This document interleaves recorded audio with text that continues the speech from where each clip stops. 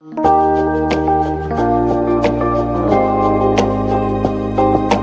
to The Crowned Medium with your host, Lorenda Carr. Hello, everybody. Hello. All right, welcome in. We're getting started here. Let me get all my devices happening. all the things going. I want to welcome all my viewers in. We're getting all the technology set up here. And my name is Lorenda Carr, the Crowned Medium. Oh, geez, I forgot my crown. What the heck? Oh my goodness. I know. I can't even get my life together here. I forgot my crown. That's what happens when you get a cold, right? Maybe you don't even need the physical crown. It's just obvious. Yes. It's my big Leo energy. I just have a crown at all times. Oh, I should have known you were a Leo. That makes sense. Yes. Doesn't it? I love it. All right. Yeah. So welcome in, everybody. So if you're in TikTok world, tap the screen, do all the things. You know what to do over here. Share the live. Good morning, Alicia. We are getting started here. Hello, Lucas, over in the YouTube world. And we've got people joining us from all over the place today. We had a very special guest named Kara Goodwin, and she's actually is the host of Soul Elevation podcast, where she explores ascension and spiritual awakening, energy healing, extraterrestrial connections, which I'm fascinated. I can't wait to talk about all that. Expanded consciousness. She's an incredibly gifted energy healer, meditation guide, author of The Authentic Awakening, a guide to everyday spiritual living. Kara and I actually have crossed paths personally and professionally quite a few times. She was my very first multidimensional channeled healing. I don't want to call you a client because you were more like an experiment. Yes. It was kind of like, well, we want to try this thing. Yeah, the by proxy. Yes, you were doing it on my behalf. Yes. And we didn't even know if it would work. We had no idea. Yeah.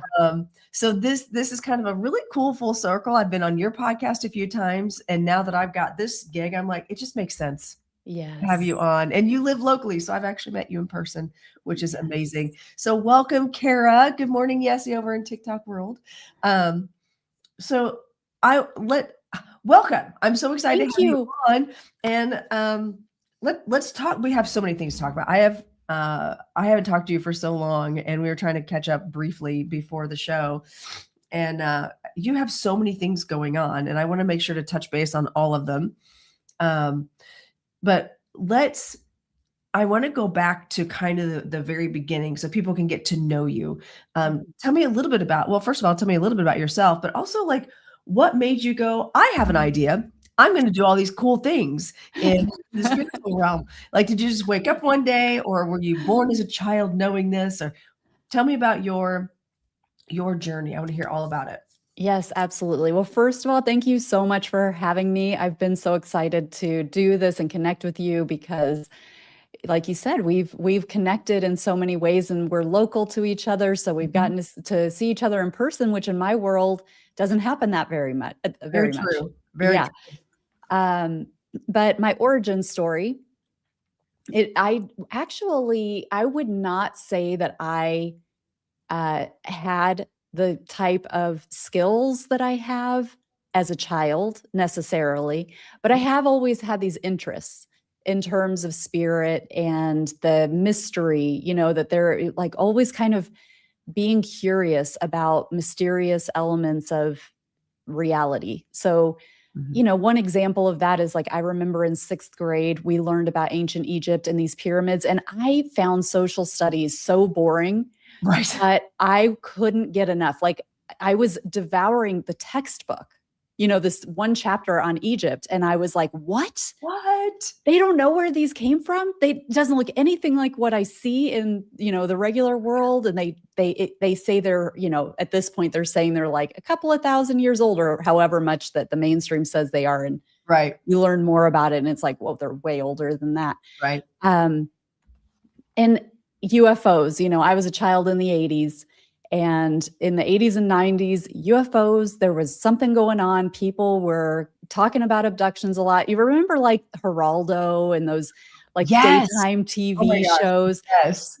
And it was like a really common, who was the other one? Was it like Joan Rivers or something? Did she have a talk show? She did. Oh, she was all into Yeah. this stuff too. Yes. Yeah. And they'd have these like abductees who had these really terrifying experiences. Those types of topics I was always really interested in. But when I got into, I want to say like my 20s, kind of mid 20s, for about probably a 10-year period, I went through a phase of change where when I look back, I'm like, I think I felt that I outgrew those things. And like I became more of a grown up in like so I wasn't surrounded. I actually lived in England. I didn't even live here in my kind of regular native environment. Yeah. And so I met all new people, and they really like when I lived here, I had people that I could kind of unpack this sort of stuff with, and we were interested in talking about ghosts and kind of the paranormal, supernatural types of things. That was always like my fallback. If I was in a social setting, I'd be like, well, do you have any ghost stories? Like when you're trying to get to know somebody. Okay. So I was always interested in it. But when I moved to England, I would come up against like nobody really wanted to talk about that. It wasn't really interesting to the people that I was hanging out with. Okay. And you kind of learn from your environment. So I let that part of myself go, or buried it or whatever. And kind of just based on my environment felt that it was silly, or it wasn't, real or whatever. Right. Maybe it was juvenile. We've outgrew, Yeah. like you said, we outgrew it. Right. But still always, so it's interesting because I speak out of both sides of my mouth, because I'm like, I was still interested enough that I was drawn to books that would talk about like the power of prayer, or, children remembering their past lives and all of these things. But it definitely was something that I held a lot closer to the vest, and definitely was not like actively trying to nurture that part of myself. And also I thought that it was something that you were born with. So in terms of like psychic abilities, Yeah. I didn't realize that that was something that you could cultivate within yourself. And because I had not been seeking a relationship with spirit, with Right. God, I think that there also was an underlying unworthiness aspect to it. Yes, I get that. Right. So, Yeah. so all of those things kind of kept me very mainstream. I had a corporate job. I was in IT. And then I moved over to sales, but still like IT sales. Very right-brained, if we want to think about terms. Very left-brained, very analytical, very rational, very linear, and not, at all valuing the creative flow and the kind of cosmic connection type of thing. And what actually snapped me out of that, and looking back, it does feel like a sudden kind of snap back. But of course, as it was happening, it was happening, at a slower pace. But I had a lot of things happen in my life that caused me to feel that the rug just got pulled out from under me. Yeah. So this was almost 10 years ago now, and I was actually living in Italy at this time. So I had left my corporate job. My husband had a job that took us to live in Italy for a few years, and it started with the suicide of my sister-in-law. So she was also a very close friend of mine, and it was just tragic. She was about to get married. She had 2 little kids, and it was just really devastating. Yeah. And 3 weeks after that, our dog died. And then a few weeks after that, my stepdad had a brainstem surgery because he was rapidly deteriorating. And of course, when you're dealing with brainstem, you don't really know like what is going to happen there. That could go any direction. Yeah. Right. Luckily, he is doing well now, but that was hard to go through too. And then my mother-in-law got hit by a motorbike as she crossed the street. So she was in the hospital recovering from that, and obviously had just lost her daughter. And then my stepmom ended up with she ended up in the ICU, and her heart was failing really rapidly. She went straight to the top of not straight to the top of the heart transplant list, but got worse and worse and worse, went to the top of the heart transplant list and had a heart transplant. That's what saved her. So Wow. all of that happened Yeah. in 2016. So this was another 1 year. We were talking about this before we started recording. Yes, we were talking about that. Yeah. Yeah. And I remember being on the bus in Bologna, and it was probably this time of year, actually, probably right around this very time of year, because I remember going, it is still 2016. How on earth? How are we not in still 2020 yet? Right. Yeah. Or even 2017. How has this year not ended yet? It just felt like I was trapped in this nightmare and it wasn't ending. Yeah. Because literally every time, I have to be careful how I use the word literally. I'm not a teenager. I know what it means, Right. but sorry, teens. But but it really felt like every time I answered the phone, something devastating had happened. And it really was I remember thinking to myself, oh my God, my dad's calling me. It's the middle of the week. Cause we would talk, we kind of would talk on the weekends and stuff. And I'm like, wait, it's Wednesday and my dad's calling me. This must be bad. And then I was like, no, he just wants to check in because so much has happened, and don't go down that path where you start to be, PTSD when the phone rings. Yes. So I answer the phone and it's, are you sitting down type of thing. And it was just are you kidding me? And then we were also living abroad. So we weren't even able to very easily be with our family.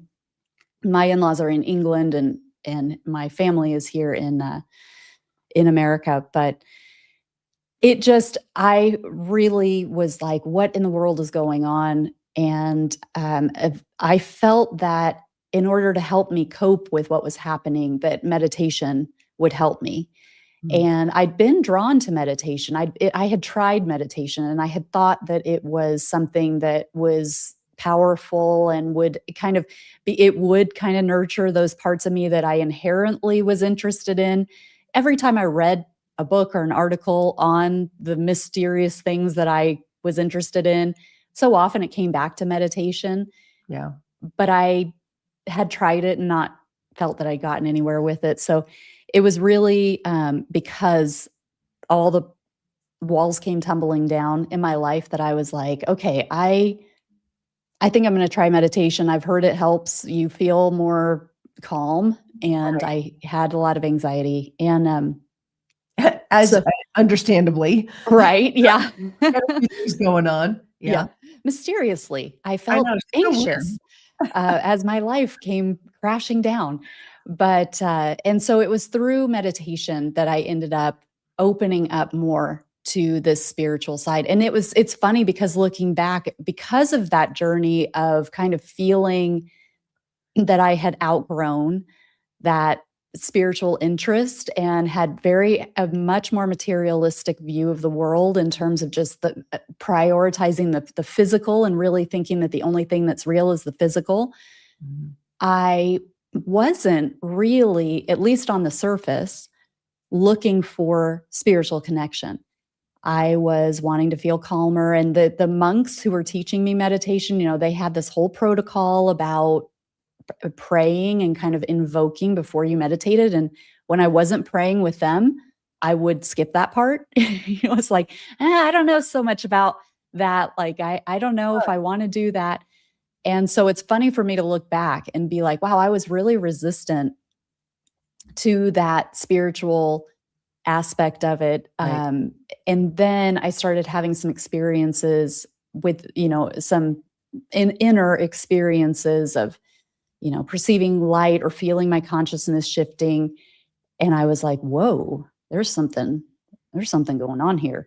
Yeah. And so little by little, I would open myself up more and more. And now that's why I meditate. That's the primary reason, is for that, to keep nurturing that connection, keep connecting to my higher self and pure source. And keeping myself kind of open to that flow.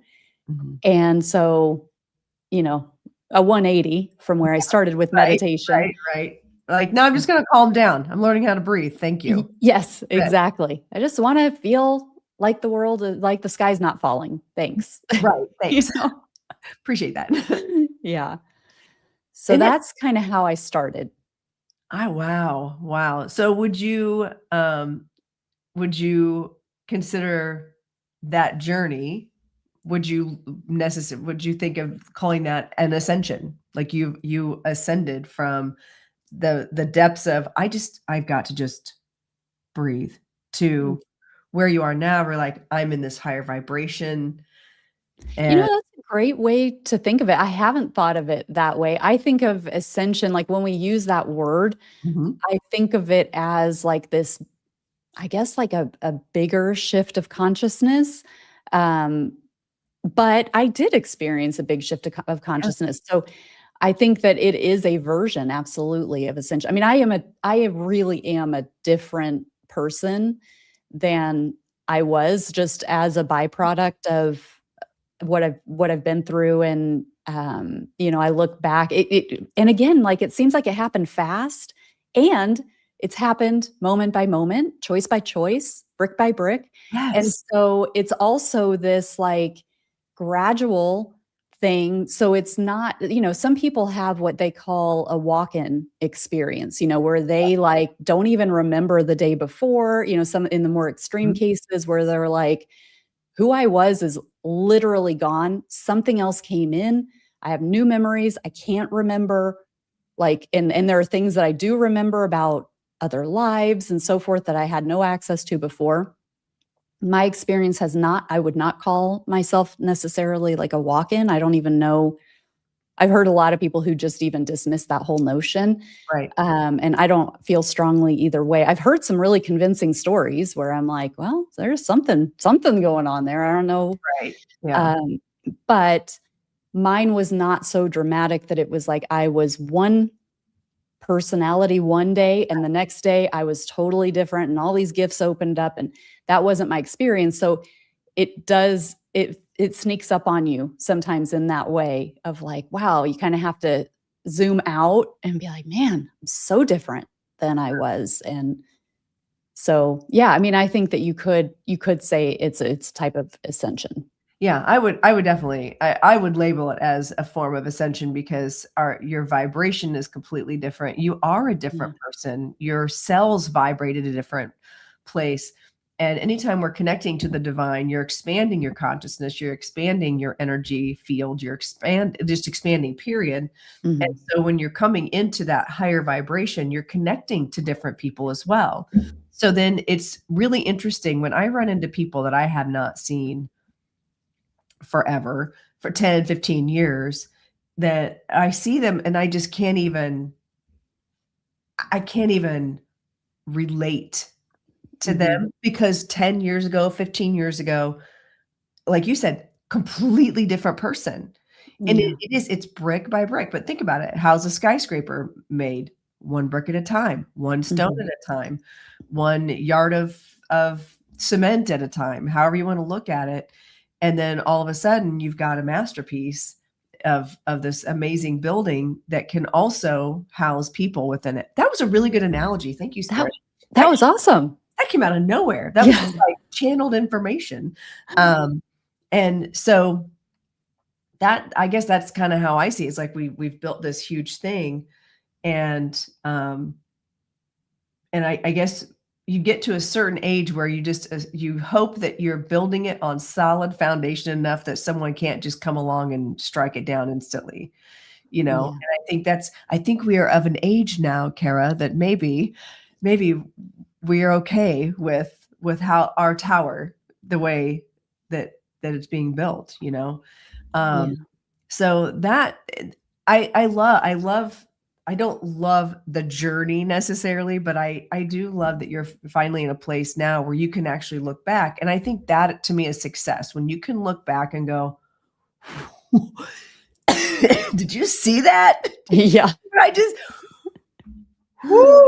like, dusting yourself off and and wondering how in the world, even my daughter has asked, she asked me a couple years ago, she says, what would your 14-year-old self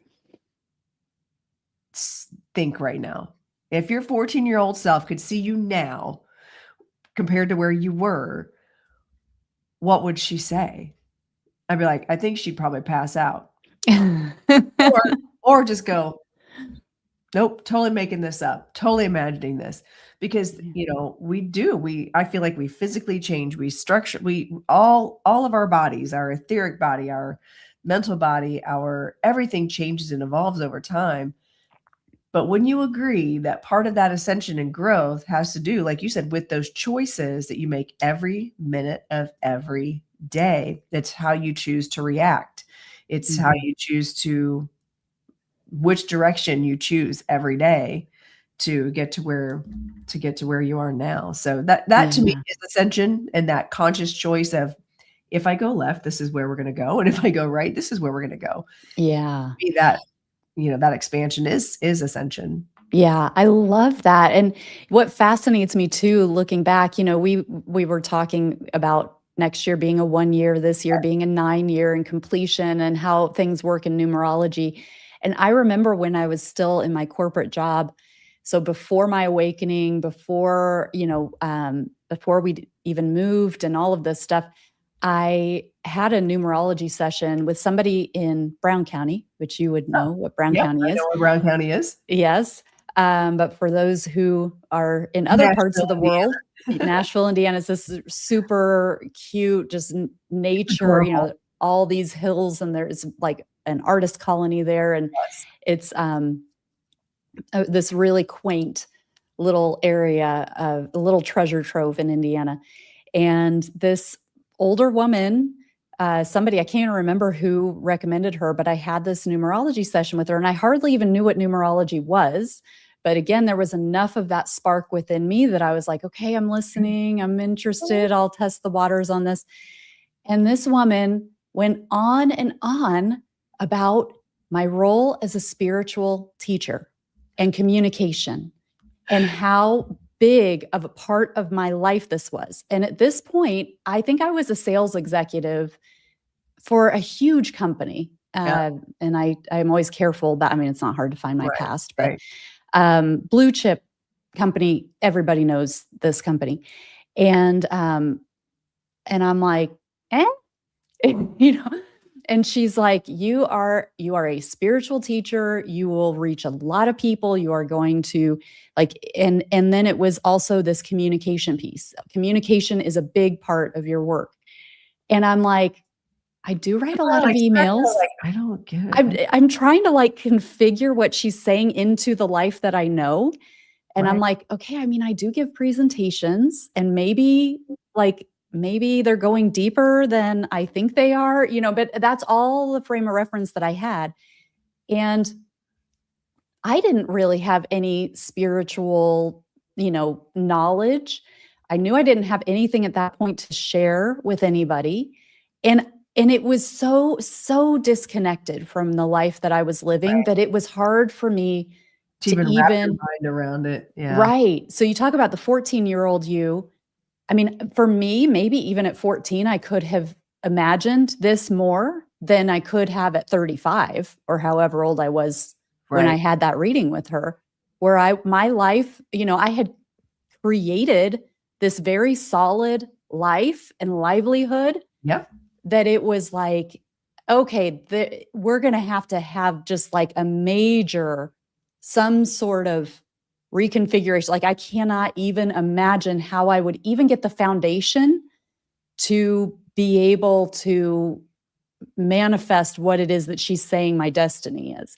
And so now, and I don't even think I have a recording of this session or anything. Yeah. I had forgotten about it for years and years and years, but I just remember her saying, these things that I had no frame of reference for. And I just thought, this woman is awful at what she does. I get it. I totally get it, because you can't wrap your mind around what they're saying, and they don't necessarily see it they're just telling you what information they're getting, and what Yes. the numbers don't lie in the Yeah. universe. And I totally, had a very similar experience. I'm like, I don't, you people keep saying I'm going to write a book. You people keep saying I'm going to be on stage. You people keep saying I'm going to have all these things and I'm going to be psychic. What? And Yeah. I couldn't wrap my mind around it because of the life I was living at the time. Exactly. Yeah. And so you kind of like project it onto the person who's saying it. We're like, this person does not know it. Like, this doesn't make any sense. Right. So, and then of course the joke was on me because That's who you are. right. That's Now it's very accurate. And so, I think that also goes to show how we can get so disconnected from our soul purpose, and how it can be, we can make these choices, choice by choice, brick by brick, that keep taking us further away from what we came here to do. And I Right. think that is, that is one way to look at where I was in my life at that time. Right. But I do think that I developed skills, and even that kind of very mainstream history that I had, that experience of being very, again, materially oriented. And I really mean that from like the physical, not like I was like, Right. give me the hundreds, or make it rain. But but just that, like, That's burned into my brain now. prioritizing. Yeah. Make it rain. Just me on a yacht, like throwing bills everywhere, like showers of bills. I mean, But- let's be real. I would take that. I would. But just that material orientation, that physical orientation, and really kind of just not being willing to see the invisible, or to accept, even just to accept the invisible.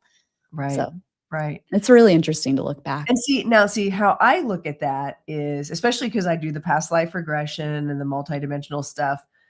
I look back on that part of my life, which is very much mundane over magical, is how I like to say it. That's a good way to say it. That was part of my purpose, Mhm. because everything that happened to me in that first half of my life now is part of my Rolodex of information. Yes. Allows me to be a really good psychic medium, like, Yeah. because I can hold space for people. I can understand, because I don't know if you know this, but Leos tend to be very self-centered, and we tend to not understand what people are feeling, unless we are just like, or we take it all on, and then that's a whole other discussion. But what it did was it allowed me, I believe, I came in with we all come in with multiple purposes, right? Mhm. If I'm going to heal others, how in the world can I help heal people when I don't know what they're speaking of? Yes. So I look at it as, maybe I did sign up for that horrible first half of my life. Maybe I did sign up for that in order to fulfill my actual purpose. Yes, thank you for saying that, because that is actually where I was going with the, let it rain type of, but that is, I believe, also the case where, I have been very, very boots on the ground, very, material world, and it helps me to be able to access that type of mentality and thinking, and that like really heavy veil, to be able to relate to where people are, because people are, have all different types of levels of understanding and awakening and belief, and all of that plays into who they are. So I thank you. That's where I was going with that. Oh. I should have let you finish. leave it to a psychic to complete my thought for me. Right? And see, growing up, I thought that was totally normal that we could do that. I thought everybody could do that.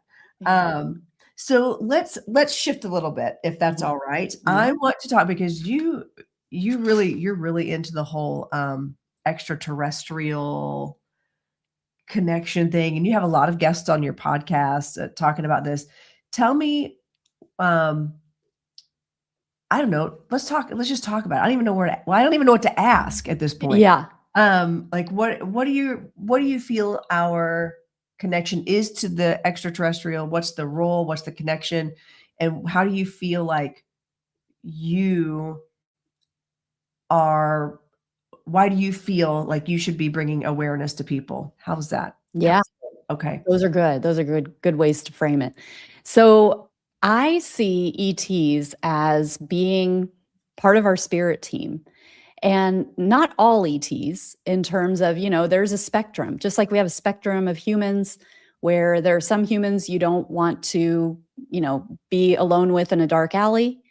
And there are other humans that you go to for, your most vulnerable assistance.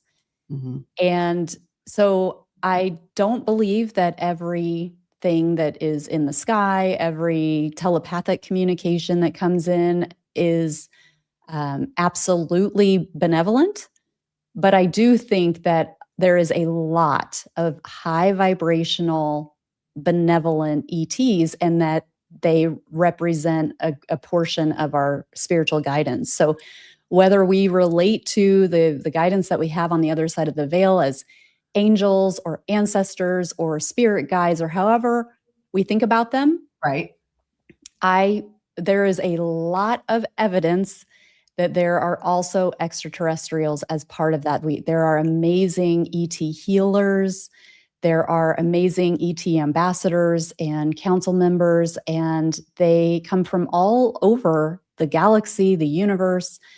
And sometimes it's just as simple as our human psyche isn't ready to accept that we have a connection with this type of being.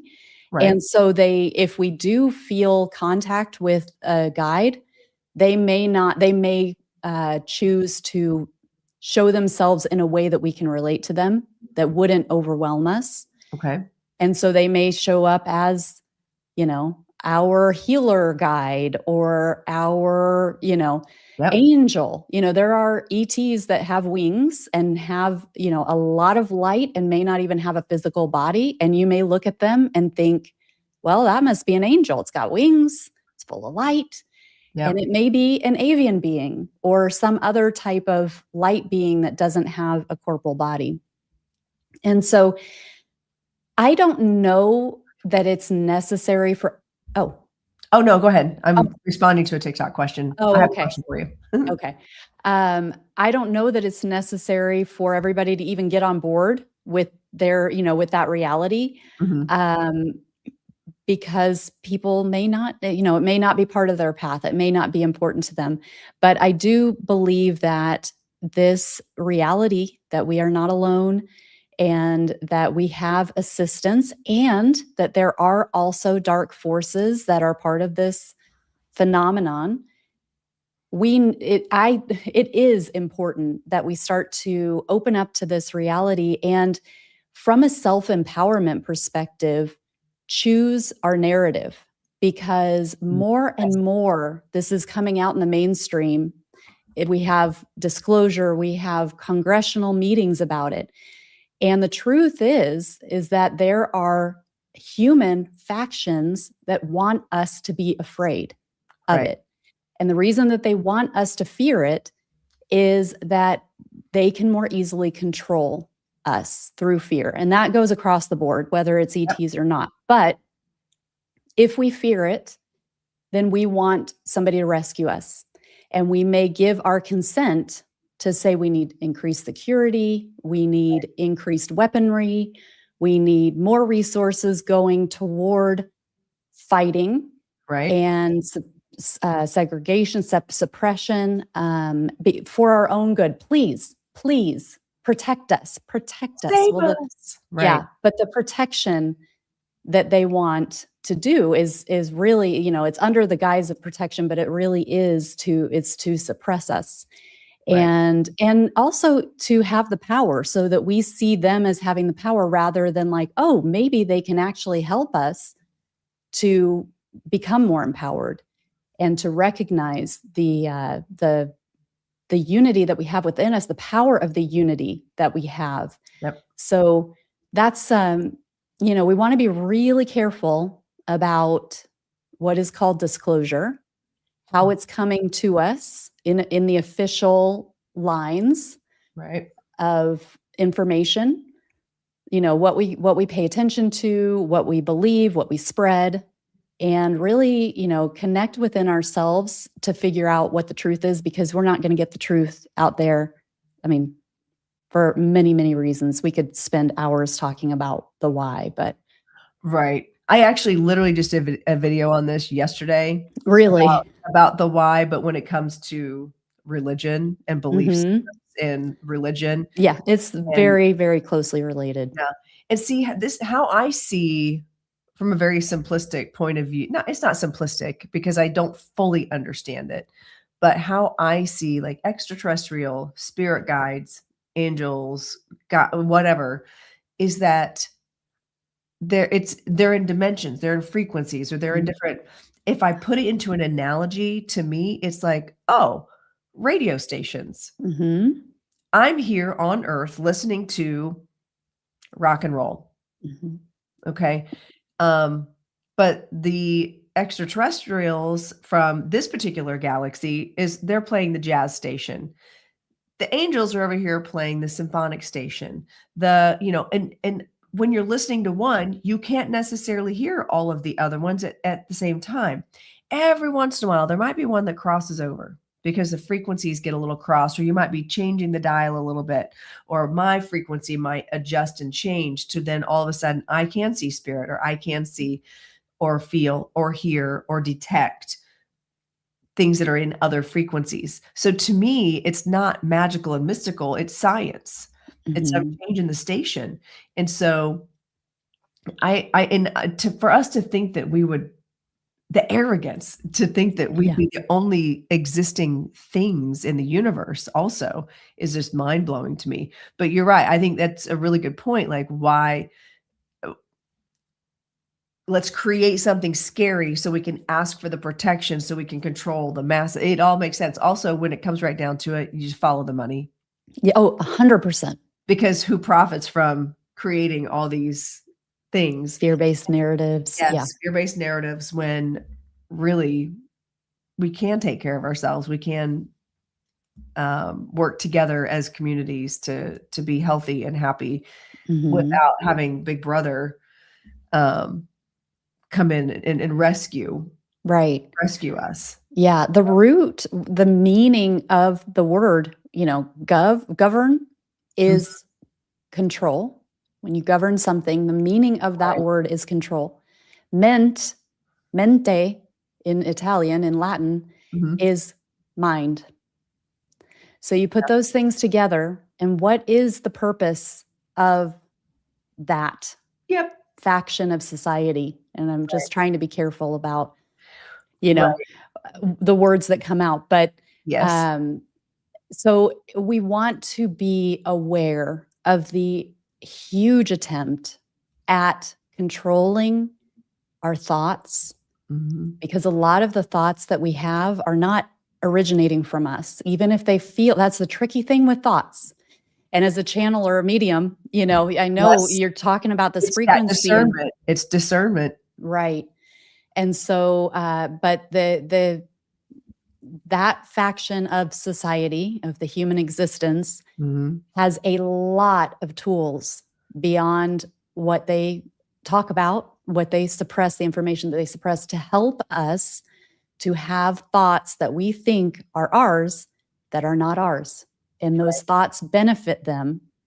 So this is where, again, this empowerment, this really coming into the totality of who you are, really bringing in as much of your authentic spirit, your Mhm. soul, letting that be what is in the embodiment. I just put Right. The I found guiding I force behind your choices, honestly. exactly. Yeah. I put a meme on my stories last night that I saw that was funny. That was like, it had the Mr. Burns from The Simpsons, and he had like Oh, a third eye on his yeah. third eye, Yeah. and it said, "Remember, you have to do the inner work, not just the shrooms." And I was like, "Oh my gosh, that's so true," because there is so much So inner true. work that we need to do to be able to really embody the truth of who we are, that authentic part of who we are. It's not just about having cool experiences and, oh, wait, I recognize that there was some kind of information that came in and it wasn't necessarily me. So I'm connecting with something that's awesome.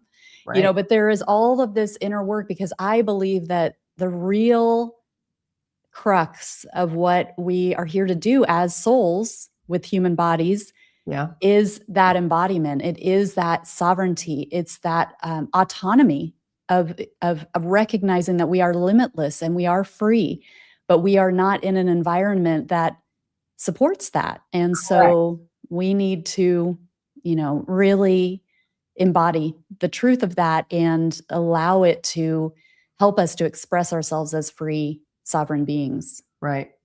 And isn't it really frustrating when you come across people who, like, you're trying to embody this authenticity and this being, that the sovereign being that we know we are, and then you come across people who are not of that mindset. And that's most people.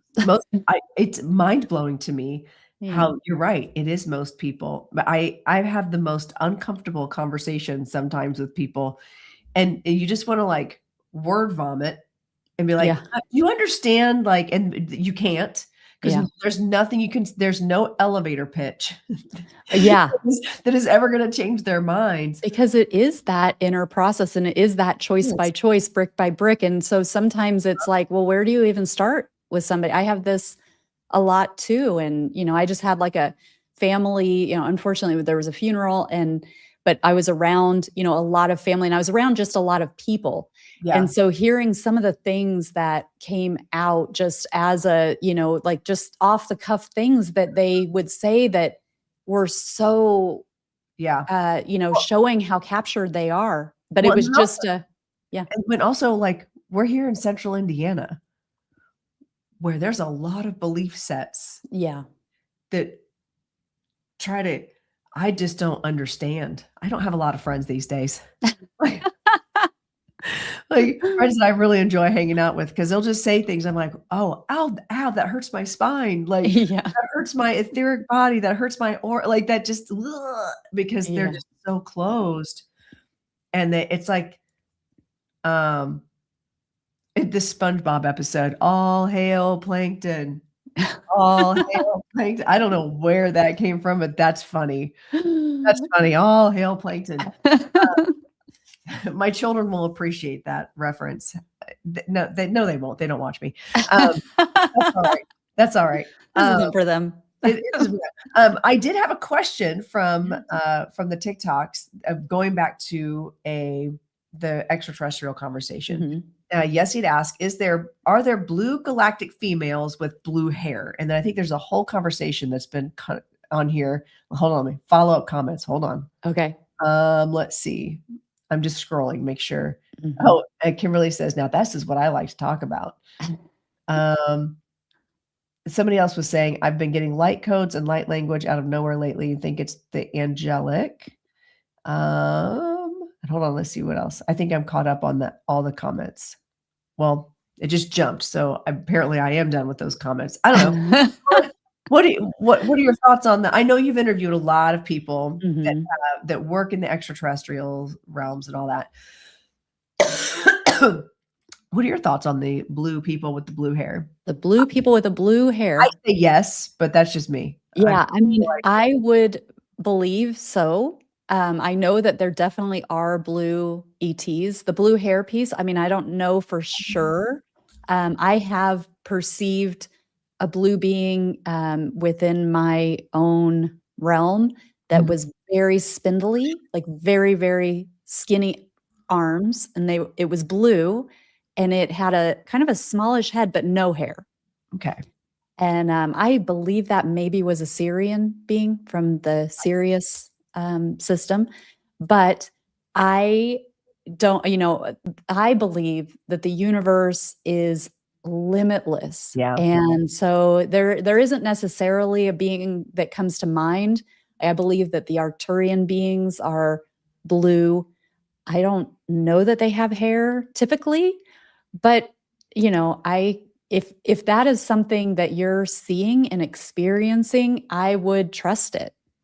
Absolutely. Well, and she's one of my people. So if Yeah. she's seeing it, I'm like, girl, it's happening. Just Yeah. accept it. But and the other thing is too, I know I am horrible. But like, well, it's from Osiris. It's from the Nuber. I don't know. To me, it's like, I don't know. It's from 99.5 and I'm playing 99.7. I don't Mhm. know.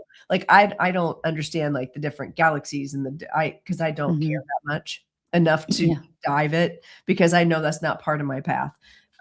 However, I'm still intrigued. And I think that was a good question because I think it's important to understand that if that's what you're seeing, and just like spirit guides, okay, if I'm going to liken the extraterrestrials to spirit guides, right? Um, and my friend Carrie actually talks about one of her guides, one of her master teachers is an ET, but Mhm. it's also a future version of herself, Mhm. which is that's a Makes whole yeah, that it's a makes total sense. whole Yeah. other show, right? Yeah. She's an ascended master, right? Um, but I feel beings, energies, entities, whatever you want to call them, will come to us in a way that we can digest it Mhm. and see it and have in our mind's eye. So when I see my teacher guide, his name's Mhm. Dr. Mike. Is his name Dr. Mike on the other side? No, he laughs at me about that. However, that's what my brain, the Lorenda brain, Mhm. named him. And I see him in a way that I knew him in another lifetime. Does he look like that on the other side? No, Mhm. but that's how I feel comfortable seeing him. And whatever I believe if we are getting ETs coming in, if we're getting angels coming in, they're going to look a certain way for whatever reason serves our purpose or whatever. There is a reason we see them in the way that we do, Mhm. or that we feel them, or they come to us in the way that they do. And that's just my hot take on it. Yeah, I agree, and I think that they're more focused on helping us. And if it's going to block us because you go back to the religion thing, a lot of people who are steeped in religion think that these types of things are demons. Oh, I And know. that's the training. That's Oh, the yeah. and that's another place where we can reclaim, you know, Yep. does that feel true? If you're having this kind of contact, does it feel demonic? Right. Let's utilize that intuition, that perception, our own ability to perceive what is happening and to feel into it rather than just taking this narrative that, again, if this is a helpful being, but it takes you closer to God without having an intermediary like the church Mhm. or the head of your church, Right. that takes power away from them. So, why would they want to nurture that thought within Right. you? They want Right. you to believe that these helpful beings are demonic Or so that demonic. you keep feeding into their system. And ultimately, again, going back to show me the money, Yeah, because if you leave the church and that belief system, you're not giving them your money that they tell you you have to. Oh, it's a whole right. thing. It's a whole And this is not a new it's thing. This is not a new phenomenon. This this has happened for century, centuries. millennia, really, if we're being honest. Like since the Yes, existence of man, if we're being honest, like right. creating power dynamics and um Absolutely. yeah, I could deep dive all the Yeah. woo, get me. And actually right now I've got I posted a video yesterday. I think it was yesterday. I don't know. I've been sick for 2 days. I've kind of lost track. I think it was yesterday. Um, I have almost 10,000 views on it and people coming for me in the comments about how I'm a charlatan and I'm talking to demons because I said, no, Jesus was a medium, just like Matthew, John, Luke, any of the dudes that wrote the Bible, the OG Bible, not the version that we as Americans read, but that's a whole other deep dive also. And Mhm. they were like, "You're talking to demons and they just fool you." I'm like, "I'm not. Yeah, I just I'm am not." finishing the Gnostic texts, the Gnostic Gospels. So these Mhm. are the Gospels that were hidden in a cave Yep. and just were found last century. Yep. Actually, it might have been in the end of the 1800s. And these were, not included in the the Holy Bible that we use today. Right. And there are contradictory things in there from what it is that we are taught and what's in our Bible. We have the Council of Nicaea. If you've never heard of that, you want to look into the Council of Nicaea, who determined what's included in the Bible and what is not. And, you just, again, it comes back to that discernment and that willingness to be in your own power. And this is more and more critical. The time has come for us to stand in our power and for us to have that autonomy. Yeah. And this might be one of those invisible things that you've just been told from the cradle that you believe and follow what the authorities within whatever faith you're in are telling you. And that is something to be overcome on the spiritual path. That is not the end of the path. Yeah. A couple weeks ago, I had another guest on, Meredith Willits, and no, I was on hers. I was on her podcast. Sorry, we've been on each other's. Mm-hmm. And she was talking about it. She's like, I don't think we ever have had an original thought in our lives. The thoughts that come in are either channeled from spirit or they're pre-programmed. Mm-hmm. Yeah, that's a great point. So how do you take that step back and reevaluate what is your thought? What's coming out of your mouth? Like, what are you thinking? Is it something that you thought of, or is it because someone else told you, because they had a thought, because someone else had a thought? Like, where does that, it's just like, really, it made me go, oh, good point. Yeah. Even down to our language. If you think about it, like, we learn language. We don't speak on the other side necessarily. We don't speak English or Italian or French on the other side. We just exist and we just know things. Well, that goes back to that light language that somebody in the comments was talking about, hearing that light language, because, I have had times where I'm in a really relaxed state and, not necessarily meditating, but awake, but relaxed. And I will literally hear what sounds like language, but it's really funny. I'm curious if you or anybody else has had this experience where I recognize that I'm hearing words. Right. And I'm going, wait, I hear language. And I'm like, is it English? And it's happening really fast. Right. Is it another language? Like, is it Italian? Is it Spanish? Sometimes it sounds like an Asian language, and I don't speak any I don't speak Mandarin or Japanese or anything, but it sounds something like that. Or is it a light language? Is it a star language? Right. And when I have the thought of like, wait, let me try to identify what this is, I can't hear it anymore. And so then I release that and I'm like, okay, let me just go back into listening. And then I can hear it again, but I can't intellectualize it. I can't judge it in terms of like, what language is this? Right. I can't pick up, like, even if I think it might be English, I can't hold on to it the way that, like, when I'm following what you're saying, there's a part of my brain that's engaged that is understanding it and then relating it back to my own experience and, just how we naturally work behind the scenes during a conversation. Right.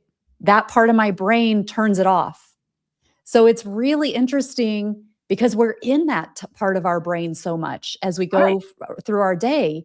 Mm-hmm. So it could be argued that type of thing is feeding us all the time. We've got this like input that's coming in, but we can't consciously connect with it always. I know that there are people who are clairaudient and reliably so.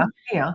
But also I think that goes back to the frequency crossover. What if you just like your station just got a little crossover and you're just picking up someone else's radio station? Mm-hmm. And you want to tune in, you got the rabbit ears. Yeah. Now I'm dating the myself. Foil on top. I'm with you. And you're just crossing over stations but then the harder you try to like tune into that station, the more you lose, you know what I mean? Like, I'm talking about a little dial back in the day, trying to get in. Well, and that goes into what our conscious awareness is tuned into.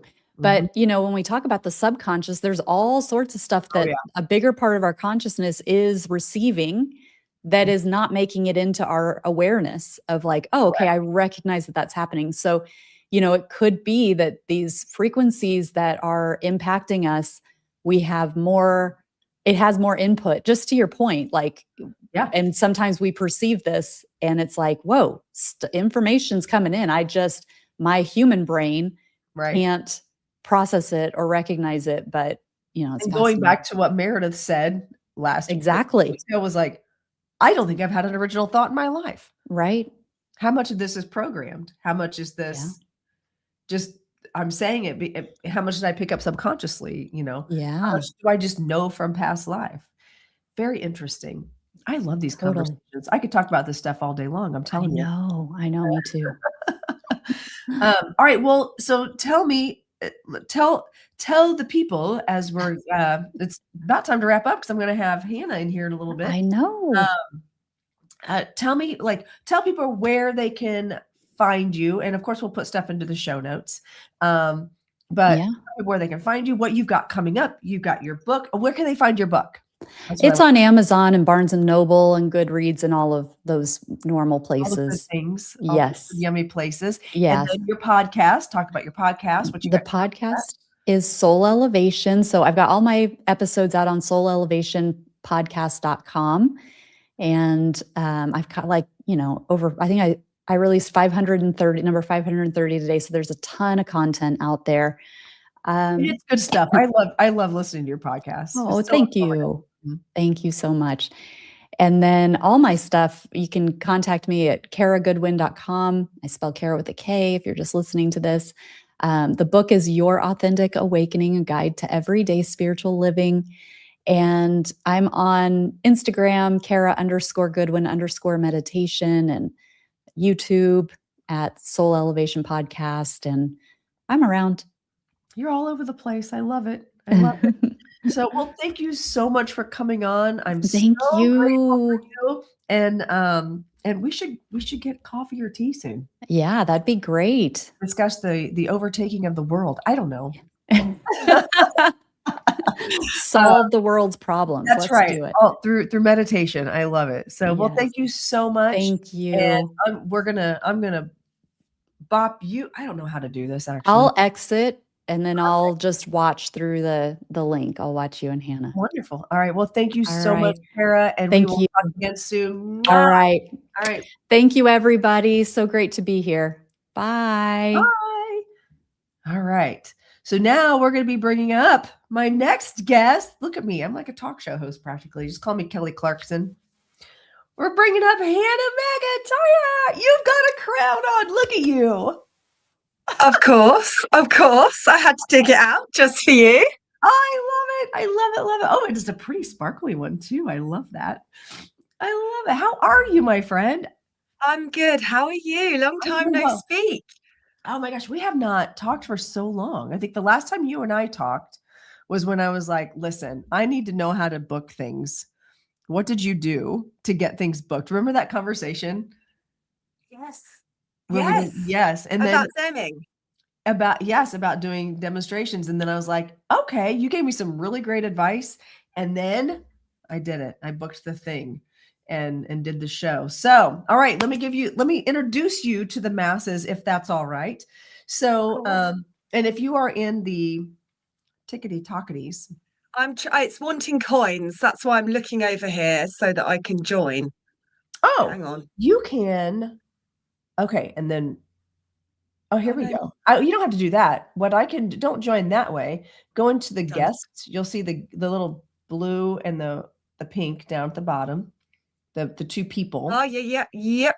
And hit a request, and then I'll pop you in, and you can just mute yourself on that one because they'll still be able to hear you. Okay. You might have to give me instructions on that. Okay. Oh, here we are. Here you come. It'll be echoey. You'll have to mute yourself. There we go. And then you have to do the thing where you can. And on my camera. You got this. We got this. And then you could be on everything, on all the things. There we are. Hey, there we are. I love it. So fun.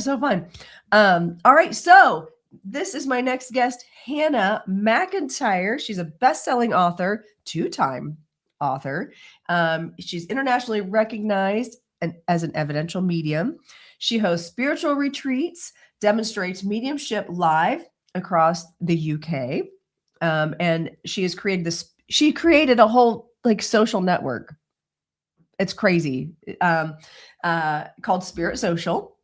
She's also the host of chart-topping podcast Mediumship Matters, which I love your podcast. I listened to maybe like 4 podcasts, you and Kara, and then a couple other people, and Meredith.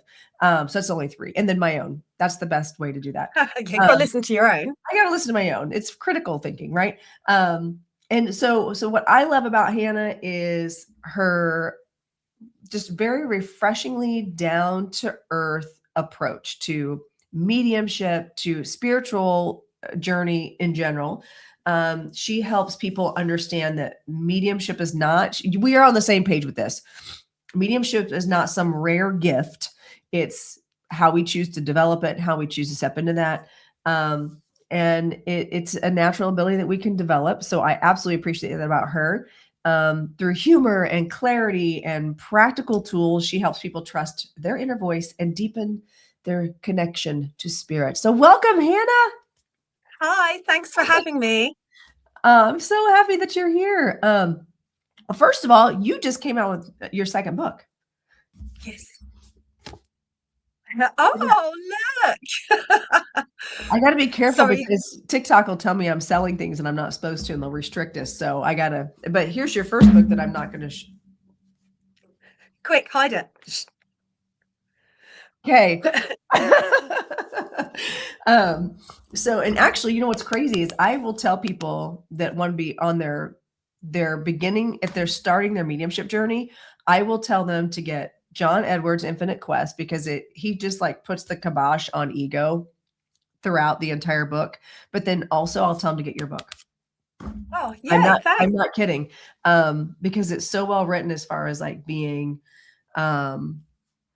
just understanding how it works and listening to your perspective and stuff. I got your new book and then I got sick, so I have not read it. Oh, that's okay. I've not read it yet. It's a big book. I know. I'm getting ready to travel over the New Year's week, and I'm like, and I always take a book with me. So your book is going on vacation with me. You're welcome. Oh, you'll be so fed up with me by 2026. You'll go, oh God, enough.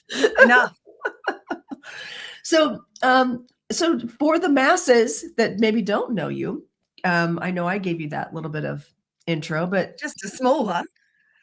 Well, you know, I think you're awesome. So I'm just very thankful to have you on.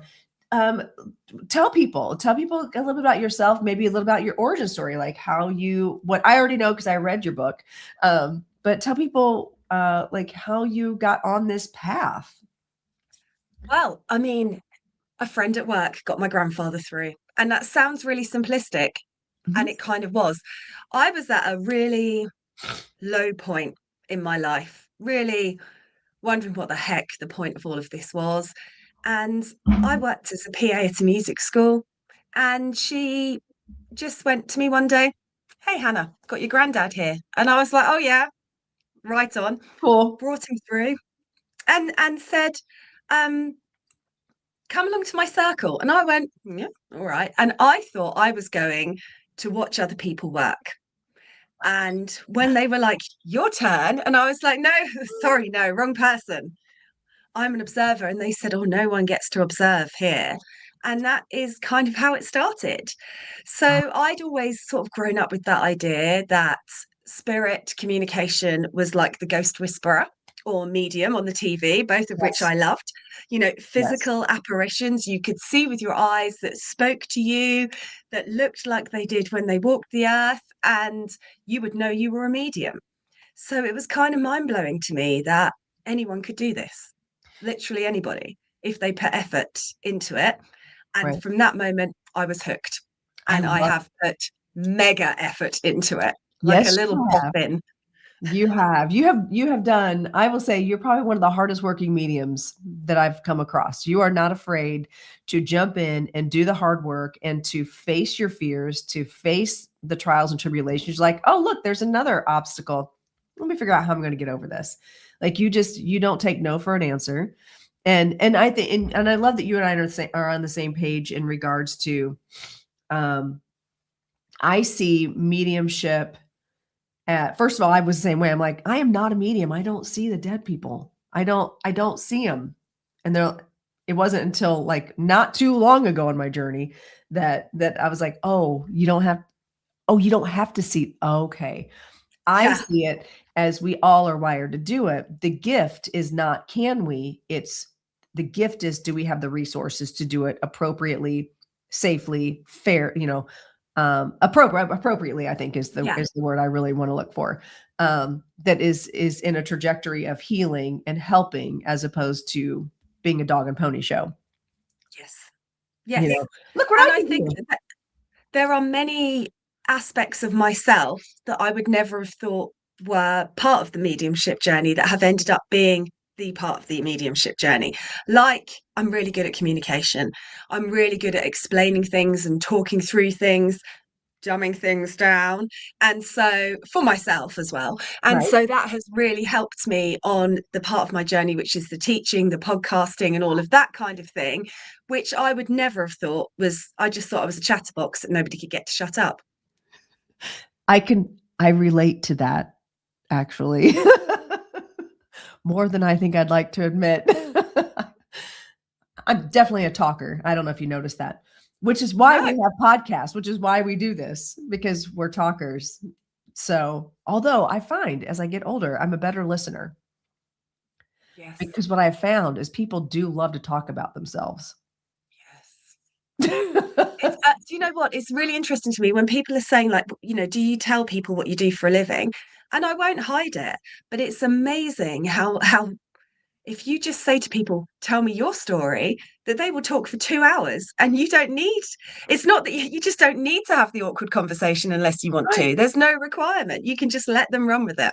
Right. Yeah. I tell people all the time, like, if you want to go out and make friends, ask people about themselves and don't say a word. They're going to walk away from that conversation going, wow, that Lorenda is awesome. And they'll know nothing about me. I know. It's funny how people really like you if you don't actually take up any space. What's that about? I know. I mean, anyway. So as a teacher, I vibe with and understand with what you're talking about. I don't learn things easily. I'm a trial by fire. Like, oh, you said not to touch that hot stove, but what if I did? And what if it didn't burn me? Like, but I find that being that person who has to learn the hard way or just has to learn it in multiple ways. I can't just read something or just hear something. I have to read it, write it, hear it, and see it like all at once, in multiple layers for me to understand something. But I feel like that's probably made me a better teacher. And oh my gosh, I teach classes on this stuff. Didn't see that coming. But I'm sure you are the same way. You're like, I'm going to do what? I'm teaching what? Okay. Yes. And what would you say is your biggest obstacle? Not obstacle, that's not the word I'm looking for. When you're working with others, what would you say? I guess I'll use the word obstacle that you have to help others overcome that maybe you also had to overcome. That it's uncomfortable forever. Oh, good one. I think everybody has the idea that if they do this long enough, it will become comfortable. They will feel safe. There will be a sense of security. I spent ages asking Spirit to make me feel safe, to make me feel secure, to make me feel like I wasn't afraid. And of course, that was coming from me. They can't take that away. And so I think that's the thing, that there's always some element of discomfort. Now, obviously, I can go, well, it worked for the last 100 demonstrations that I did, and it was fine. So it'll be fine for this one too. And I've got that kind of behind me, but I'm still nervous. I'm still pushing through. Those first few minutes are on me and only on me. And I think that is not talked about. You know, when I first started a while ago now, just, um, just a minute ago.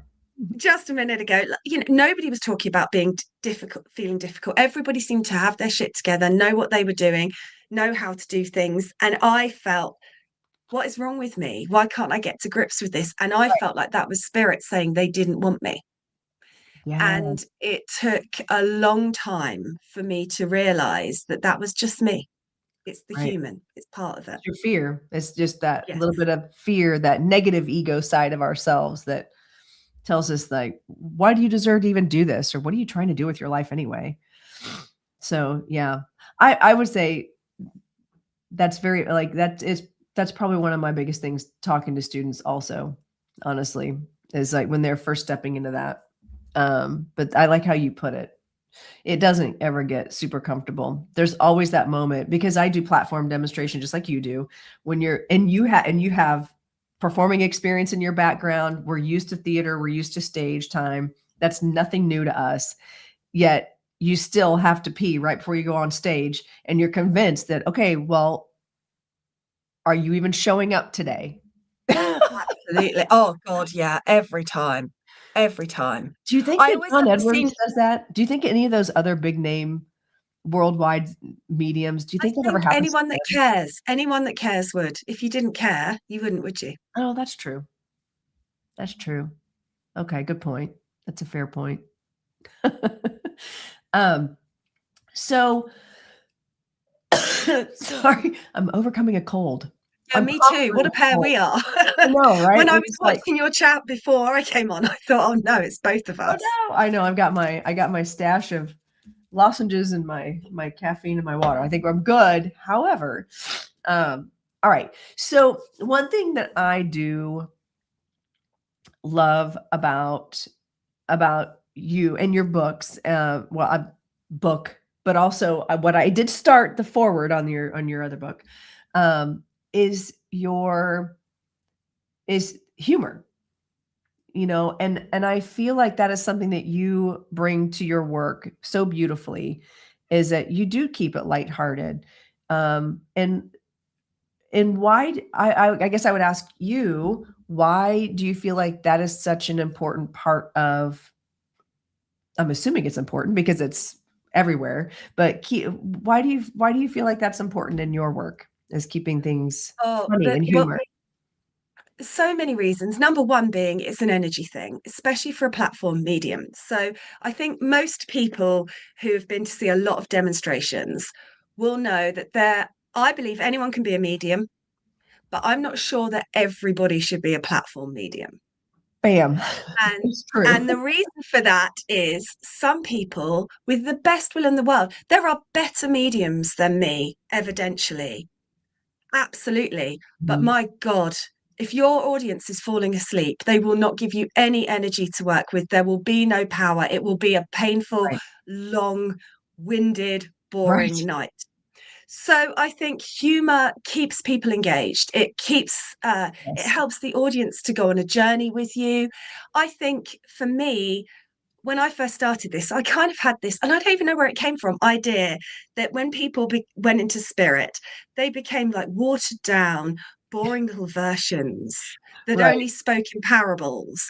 And, when you get someone spicy Nan through who wants to hit people with a wooden spoon because she's annoyed about what's going on, or she's got opinions about their curtains, or she's got, Yep. they're so themselves Yes. still. Yes. And I just think that's really key. Well, and And we for wouldn't me, recognize him. We wouldn't recognize him. no, If my grandfather, who was hilarious, came through and was like, "Well, hello, granddaughter," I'd be like, "You're not talking to my grandfather." like if I came through and said love and light, everyone would go, who? Who? Who? You If got I the came wrong through and went, Hannah. yeah, stuck my fingers up, flicked the birds, and went, road rage, everyone would go, yeah, that's her. Oh yeah, And you got. Yep.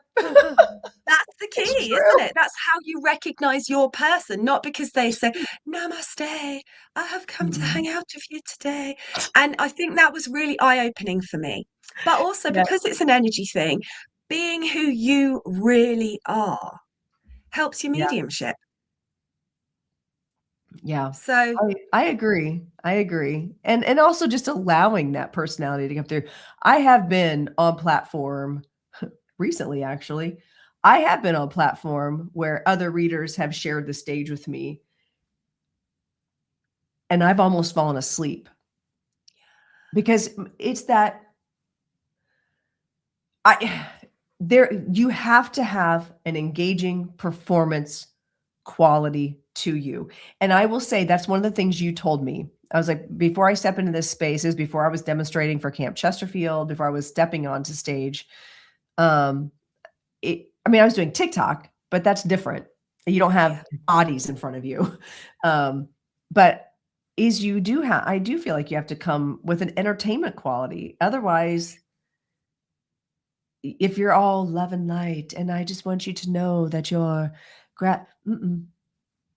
no, I was literally falling asleep on the stage, sharing space with another medium, 2 other mediums, and I was like, "Oh, wait, I'm meditating." Like, it was so bad. yeah.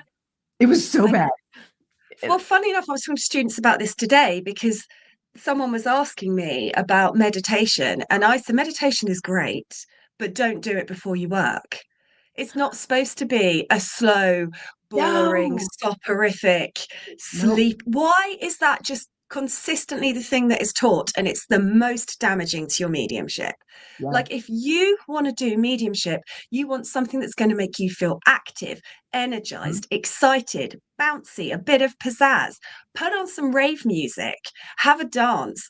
Don't snooze your way onto the stage and bring snoozy energy with you. Ghastly. Right. Yeah, a couple of the, mediums that, when I've worked on the platform for the galas at Camp Chesterfield, they're a bigger deal, like, more people come to those. They will play whatever your intro song is. So naturally, I couldn't just be like, "Oh, play Fly on Eagle's Wings." There was no church music for me because 1, I don't know any of the dang songs. Like, I don't even know. I'm like, "I don't know, open the hymnal and pick one." It's not it, but whatever. I'm that person coming in going, "Play September." And then we're dancing. Like, "Do you Yeah. remember?" To get in the vibe, because that's what gets people awake and excited and paying attention, and then I believe that ultimately, when our vibration as mediums no meditation, raises the vibration, spirit can connect to us, like, almost Absolutely. instantly, and can deliver those messages. And then what's really fun is when you can really embody the spirit and their sassiness and their spiciness, embody it when you're on platform. That's a whole other ball game and super fun. Um, Yes. so what would you say, um, and this is gonna be hard because I know I'm putting you on the spot a little bit. What would you say would be one of your most memorable platform demonstration, like, messages or experiences? I've had twice now Mhm. the absolute horror Oh. of telling somebody in the audience that they've got a sibling they don't know about. Oh. And that is squeaky, for want of a better expression. You go, oh, spirit, Oh. please don't make me say that. Oh, God. So I've had that twice. And one of them has actually come back and told me they found them. Oh my gosh. So, yeah, that is, I mean, I've had that happen, but in private readings where I'm like, "I feel like you should be doing ancestry DNA yeah, test. There might be someone that's gonna find you." Like, I feel like, and I try to put it the best way without going, "I feel like you've got a sibling out in the wild right now." But I've never had anything like that happen on I platform. had this dad that came through, and it was, you know how sometimes you know what you know and you don't know how you know it, you just know Yeah. it. Yeah, they call that mediumship. Well, I knew that I was driving a truck. I knew that I had a big lorry. I knew I was high up. I knew I had a big steering wheel, and I was like in la la la la la la la in the, and then I just knew I was driving from one family to the next one, and Oof. it was just like that. That's how it unfolded, Oh my gosh. and and then you're in this sort of stage environment. There's a lot of people there. And you're thinking, if this person does, like, if they know this, this is great evidence. If they don't know this is potentially terrible. Right. This And you could, just, ooh. yeah, and you have to trust spirit. And that's why it's important, as I know you know, to know whether you're working psychically or whether you're working with the spirit. Because if you're working with the spirit, you can trust it. Right. So Right. you Well, know that they, and I'll tell people that all the time. Like, it may not make sense right now because in that moment, if they didn't know, what was their response? Like, I have no, yeah, he drove a truck, but I have no idea what you're talking about. yeah, luckily they knew and they went, yes. But you know, it's that risk, it's that vulnerability to commit to the good evidence, isn't it? Wow. Yes. And you do have to, I fully believe if you're going to step into this space to demonstrate or to deliver messages, if you are committing to being a voice for spirit, then you have to say what they're telling you to say, Yes. what they're impressing upon you. Otherwise, you're not doing your job at all. Like, you're just not Exactly. you're not doing it right, you know? Oh my gosh. Okay. That I can't even imagine. I actually watched, the last time I went to see the only time I went to see John Edward in live was like, I don't know, 10 years ago. It was a long time ago. I remember him talking to someone and he was like, would you understand something about a pregnancy or something like that? It was like, would you understand child that da da da? And she was like, nope. And he was like, yeah, you do. And like, he's like, do I need to go further into this? And ultimately, like, she had her mom sitting there. So like, there may have been some things that weren't supposed to come out necessarily, but he was like, I trust spirit. He's like, so I'm going to deliver the message to you. And maybe you sit with this and maybe it'll make sense to you later. Mm. Oh my God. I know. Can you imagine? No, thanks. Yeah. I once I had this girl, and I knew she was only young and she had a baby, and I knew that her partner had passed. Mhm. And he took me, they were down a country lane in the UK in the back of the car. And I said, oh, you're kissing in the car. And then I was like, "Oh, you're doing more than that in the car." And I'm pretty sure that's where they conceived the baby. But she was like, my mum's next to me, and her mum's going, oh no. But it was very funny and light-hearted. You know, it wasn't damaging. Obviously, her mum knew she'd had a baby. She knew they'd done the deed. Right. The proof was in the pudding. So I wasn't shattering anybody's illusions of anything or breaking any hearts, but that was just hilarious. Right. Just, I went, we're in a car. Oh, and then I was like, Oh. oh, Nope. is Yeah. this And you'd locked? be like, with mom, no, Yes. don't listen, mom. Mom, look over there. Sorry Don't about look that. at anything. Sorry about that. Right. Can you go get me some popcorn? Yeah. Let me finish talking to this nice lady while you get me some popcorn. Oh my gosh. Yeah. Spirit they will out, like, I feel like they will out us, but typically in a way that ultimately is helpful. They're not going to, I always say there are spirit HIPAA laws. They're not going to show us exactly everything all the time, but they are going Why to would show I us want to see it? to get, huh? I wouldn't want to see it. No, that's just it. I tell people that all the time. I have friends who are like, oh no, I would never have you read me because I don't want you to see what's going on. I'm like, first of all, rude. Second of all, I don't want to see it. No, thanks. I do not want to see in my mind's eye what you're doing in your off time. No, thank you. No, thank you. And I do try to explain people that when information comes in, sometimes it's actually my life that they'll show me to get me to say things, to say certain words. And it might be a completely different scenario for that person, but the words I say all make sense. So I call those spirit HIPAA laws because HIPAA is a thing here in the United States where it's privacy laws for our health record. Okay. So I call them HIPAA laws. They're privacy laws. Love it. So I was like, oh wait, you don't have HIPAA. you don't have Yeah, that. no. Nope. So all right, well let's pivot for a second or two. You you're just like doing all the things. You do retreats, you do classes, you do like, I really need to come to the UK and do one of your retreats. And I just need to tell my husband, like, oh, I'm going to the UK to do a retreat because it's tax deductible. But you came up with a whole social network called Well, I Spirit didn't. Social. Well, but still, it's your baby. It is my baby. I took a risk on Listen, it. in true Leo fashion, I come up with the ideas and I delegate them to make them happen. That's what queens do.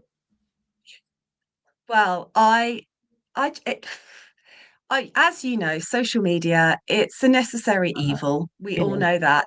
Yep. But obviously, on the meta side, certainly, the reach is just ridiculous. They've killed business, they've killed Yep. industry. And so I've got a lot of students who are now taking their first steps as working mediums who just cannot be seen. Right. And so that was kind of going on.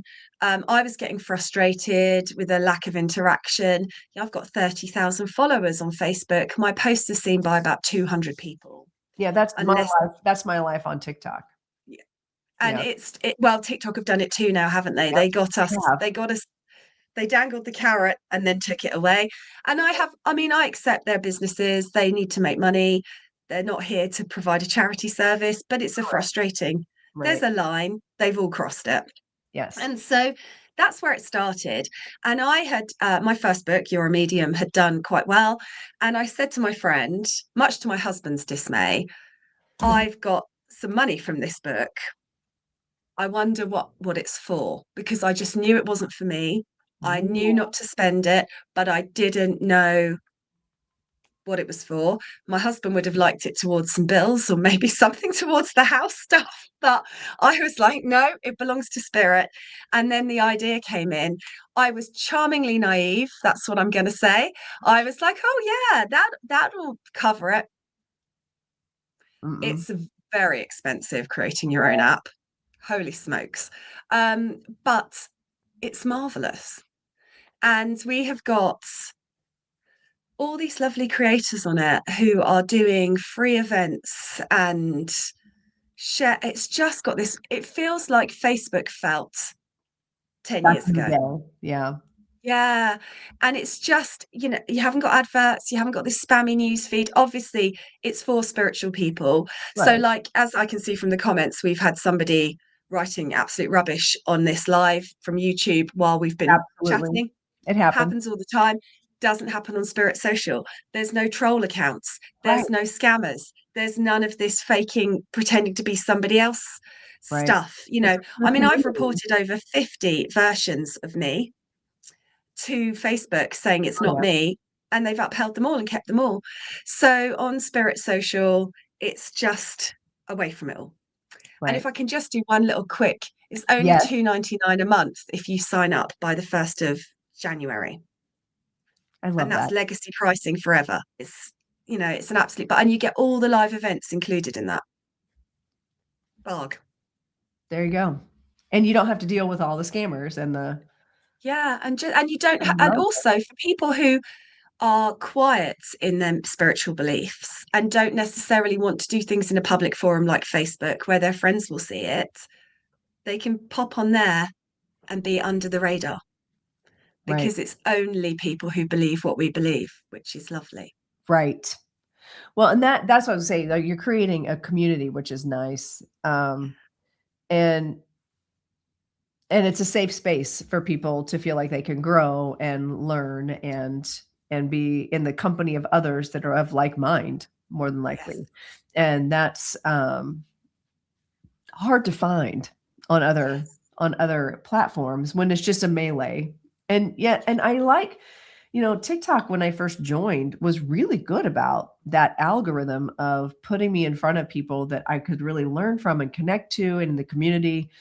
And now if I spend 2.2 seconds on something because it pops up and maybe my attention goes over here for a second, all of a sudden that's what's flooding my feed because it thinks that's what I'm liking.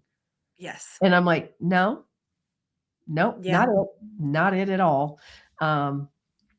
and then it just can't seem to get my stuff out into the universe either. So I think a lot of us, especially in America, when we thought when TikTok was going to go away, a lot of us started exploring other platforms more and putting time and energy into expanding our reach. And one thing I encouraged even my own people, though, I'm like, work on your ground game. What if social media just completely goes away or is no longer safe for Americans to be on? What are you going to do? Where's your ground game? Get out into the wild, find your ground game with real people. But I love that you've got this app because it gives people an option, I believe, to explore and to connect to other people. So yay, I love that. And do you feel like it's going pretty well for you? It's going really well. It's mind blowing. I mean, the problem is I spend half my life in where I want it to be in 10 years' time, and I simply cannot afford to get it where I want it to be. Yeah. So it's that kind of weird thing where actually what I've built right now is amazing. And the people working, and I was just doing the January events. It's crazy. We've got circles, healing groups, demonstrations, free card readings, just so much stuff happening for $2.99 a month. It's just ridiculous. Yeah. So it's amazing. And I love the community feel and the interactions and stuff like that. But there's lots of things that I want to add that we just can't do yet, but they will be coming. Yeah. But I think I feel like it's something that will expand and will do more of. And who knows, maybe some big deep dollars will come along and be like, we want to buy you. We want to buy this. And they'd be like, yeah, I won't. Cool. I'll be like, no, but can I have some money? Right. Free. Right. And no shareholding. Oh, I could be a charitable donation. I could do that. I could definitely do that. For sure. So now I do have a question. So your new book, Spiritual Slaps, Volume 1, is there a Volume 2 coming, I'm assuming? Sometime. Eventually. I mean, it's a big bloody book, considering it's just the story of my development. Right. It's so it's the bit from my friend getting my grandfather through at work to me launching as a medium. So it's all of that story, the highs, the lows, the disappointments, the crushing defeats, and everything in between. And that was enough for Volume 1. So Volume 2, I'm not sure how, because when you start writing, you go, I'll add that story in, I'll add that story in. And all of a sudden it's some sort of humongous wildebeest of a book.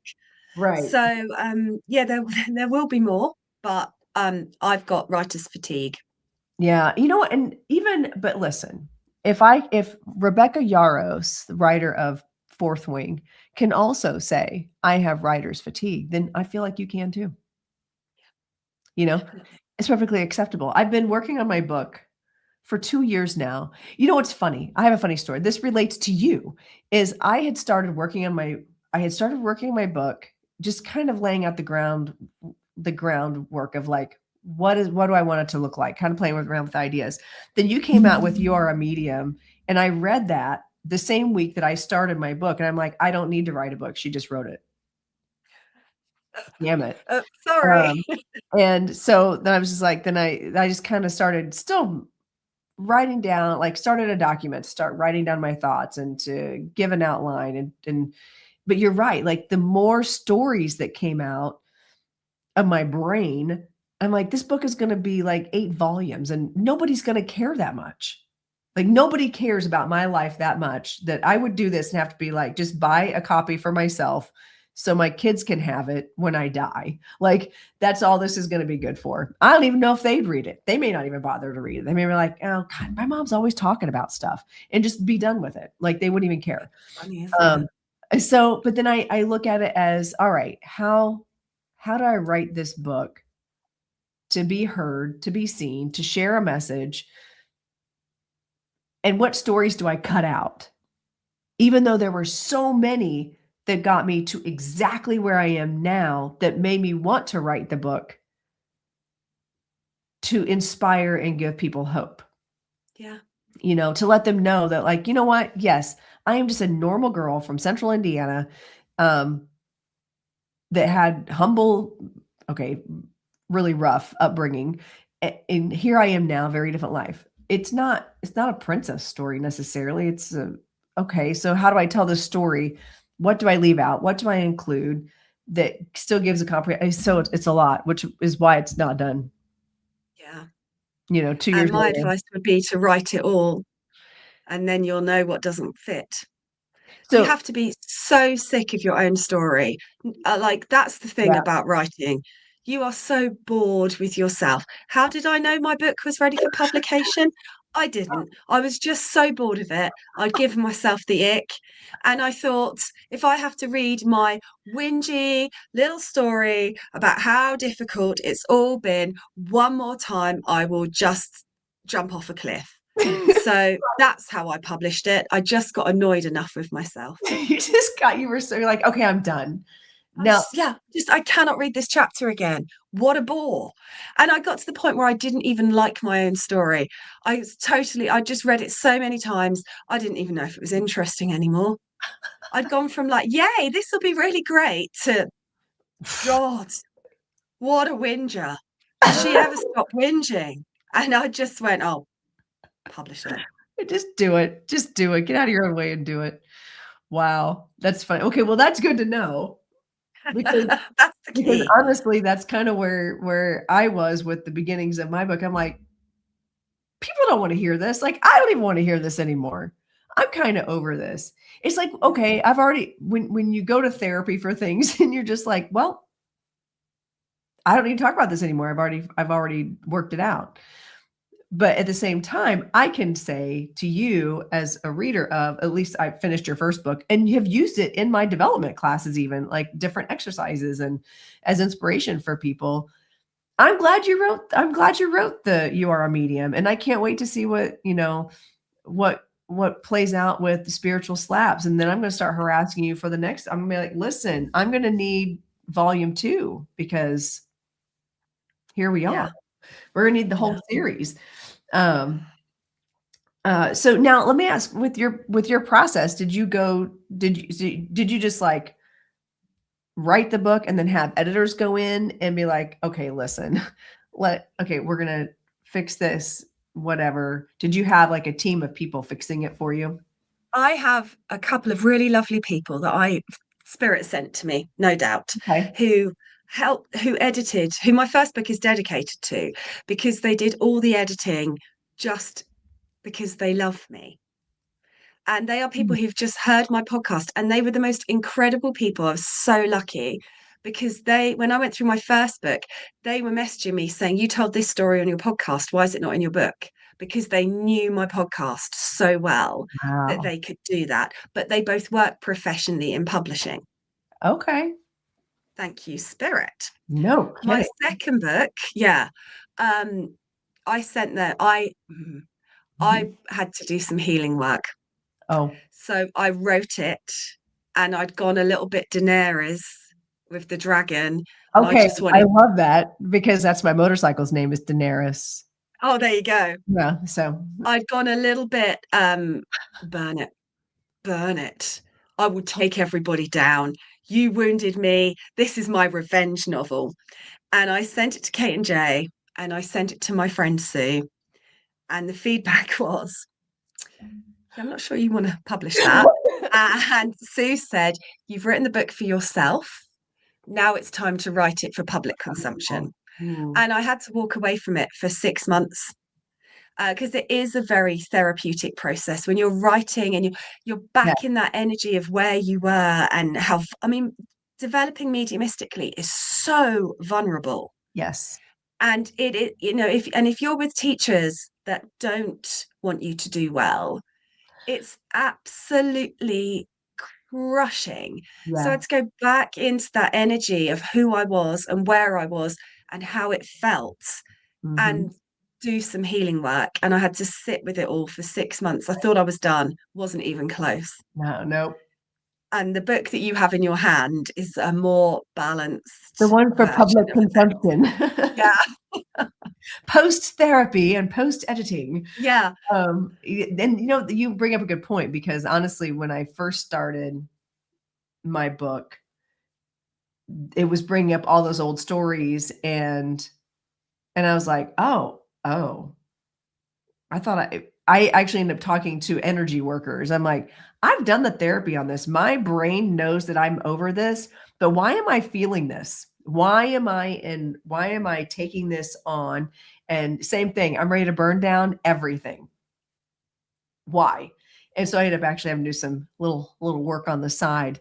And I imagine it's good to know that I'm not the only one, and I think that to write it, you have to go back into that moment in the timeline.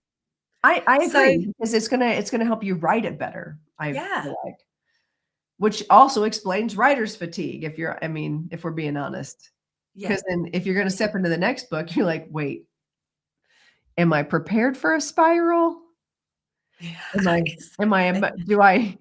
Do I set those therapy appointments up now, or like what? How am I going to go forward with this? So yeah, I can't wait to delve into it and see the public version of I yours. hope you like it. I'm sure I will. I couldn't get through the first book fast enough. I'm a slow reader, and I got through your book in just a couple of days. When I was my husband goes to a conference every year where they pay for he and I to go to some really warm destination, and it's bougie, and I get to be poolside. And Nice. he's in meetings from like 8 to 4 or 5, and I get to do whatever I want. So I take books and I sit by the pool and I read. So that's how I read. That is what I did. And actually, I think I even have in January, it should come up as a memory where like I have your book, champagne, and the beach in the background. I'm pretty I sure. love it. I'm pretty sure Oh, that make sure you share it and tag me in it. I will. I'll definitely tag you in that, because that'll be coming up. That'll be coming up in mid-January, because we'll be on another conference trip. And we just plan on me going every year. So all right. So let's see, what else do you have going on? I want to hear about your retreats, so I can talk my husband into letting me come to one. Talk about your retreats. What kind of things do you do at your retreats? What made you start them? Just talk to me about them. I want to hear about them. I just think nothing beats a weekend or a week where you leave your life behind and you get to focus on your development. There's nothing else like it. So that was kind of my feeling for it, was I want to hold a space for people to just have time away where there is nothing but like-minded people and spirit work. And that's it. And being in that kind of energy. And so that was kind of the thinking behind it. So next year, I've got my annual January one, which is suitable for beginners. And that's it's Thursday to Sunday, and it's like one big circle. We work in all the different frequencies of energy, some psychic work, some spirit guides, some healing, some trance, some evidential, and everyone gets to do a little bit of everything. And that's always just really magical. It's January. I only picked January because I get seasonal affective disorder after Christmas. Yes. And so I was like, right, I'm going to have something to look forward to. So that's what we Right. do. And then I've done a couple of summer ones, but this year I'm doing an event in Glastonbury, which is all evidential mediumship. That one's sold out. So that's really, really exciting that we've booked the venue. They're going to be demonstrating on stage.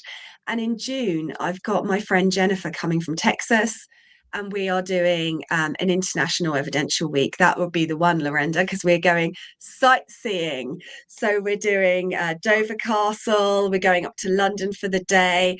We are going to Canterbury Cathedral and for afternoon tea. And then Jennifer and I are demonstrating. And then we've got a 2-day evidential workshop following that. Let me know, because I'm also a really good teacher and demonstrator. I'm just saying, if you ever need any guest mediums, I'm just saying. Absolutely. I Absolutely. think that'd be amazing. That sounds awesome. Yeah, I'll definitely get those Yeah. dates from you because every summer I'm like, honey, Europe is calling me. It just keeps calling me. It's the time to go. You wouldn't want to come now. I mean, the Christmas lights are okay, but we've just reached our grey season where Yeah. it is now grey for the next 3 to 4 months. Oof. Just At grey. least here in Indiana, it might be frigid cold, but we at least have sunny days while it's frigid. Yeah, just grey and mud, grey and mud. Right, right. But honestly, coming from where I come from, any day in Europe is a good day. I don't care. I like rainy days here annoy me. Rainy days in Europe, I'm like, I'm in Europe. Who cares? Yeah. I just Wow. don't care because it's a whole different vibration. It's a whole different setup. But yeah, I keep telling my husband, I'm like, I need to go do something spiritual in Europe, in the UK. I need to go connect with people over there. And he's just like, whatever. Blah, blah. So I just need to book the trip and go. And then he'll be like, but wait, what? We're doing what? Like, I mean, you can come if you want, dear, but I'm going across the pond for the week. I'll have fun. Yeah, definitely. I do love that. So and what else do you got? What else do you have coming up? What else can we look forward to coming up from you? Well, I'm actually being very good for me at the moment and trying to reduce my Capricorn tendencies and allow some ease. Okay. We'll see how that goes. It will last for at least a week. So I've been working on mini guides because I have got writer's fatigue, but I cannot stop creating. Okay. And so I've got 6, 7 mini guides out all about different aspects of mediumship so that there's bits if you grab and go. So I started with an overview. I've got one on evidential, one on healing, one on psychic, one on spirit guides. I'm just writing the fear filter at the moment and working through that.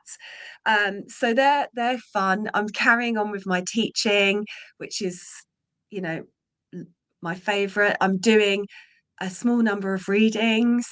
My podcast, season 8 of Mediumship Matters, launches in January, which is a Spirit Social Meet the Creators special. So it's all of the lovely people that are giving up their time and their energy to provide stuff for the app. You're going to hear their stories. And we're working on Spirit Social Creators book with all of their stories and how they came to be here. That is due to be published sometime around Easter. So I'll be working on that next year. I mean, I'm spinning 1,000 plates. I don't know where, So but that's me taking a break. I was gonna say your break sounds kind of like my break would be. Like there's no actual break because your wheels are constantly turning. And when you have downtime, you're like, oh, but now I have more ideas. But now I have more Ever ideas. since somebody recommended Elizabeth Gilbert Big Magic to me, it was Emily from Emily and Her Stars.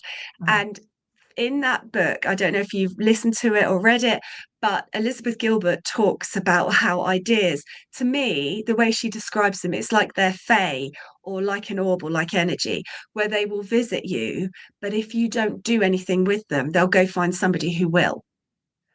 And it has been really transformational for me. And which is why when the idea for Spirit Social came in, I was like, I'm doing it. I'm doing it now. Because I just felt like it was such a good idea. And I really felt like it came from spirit. And I thought, if I don't do this, somebody else will. The idea will visit someone else. I've heard actually somebody else kind of use that analogy as well. And it actually may have been that same book that they were talking about, that the ideas come in, they're like, hey, pss, pss, pss, pss, and either you take it or they're like, oh, you're not going to do anything with it? Well, this is too good of an idea not to do. And that, what's the name of that book again? It's called Big Magic. Big Magic by Elizabeth Gilbert. Yeah. I listened to it on audiobook. It's a brilliant audiobook. That's my favorite thing to do. Listen, you need your books on audio so I can get through them faster. I tried, but they don't like me. Oh. They've got such specific requirements for sound, and I did my best. And then it was too quiet, and I was like, "Do you know what? You're annoying me." But that is something that's on my project list for January. To get that done because that's my issue, is if I have enough time to sit down and read, then I'm just like nodding off because I'm so busy and Yeah. so tired. But except when I'm at a beach, I'm getting that sun and prana and all Oh that. yeah, for sure. So that's how I get through my books faster, is from beach. So I'll check that Big Magic out.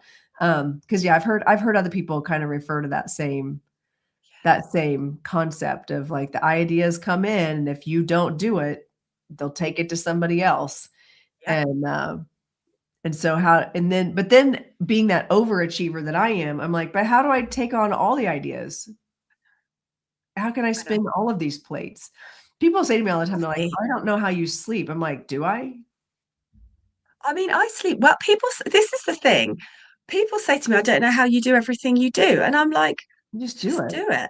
And I think I probably should spend a bit more time procrastinating, but I don't. I just do it. Just Just get do on with it. it. Crack on. There's more time than you think. Yeah. Yeah.